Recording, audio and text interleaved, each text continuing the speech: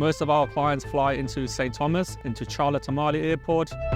From there, it's a short 10-minute taxi ride to a beautiful port of Yacht Haven Grand. That's where we tend to pick up our clients.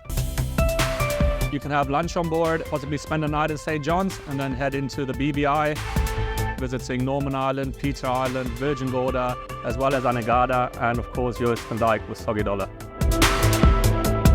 Over the last 10 years, DMA Yachting has chartered 1,000 crude yachts.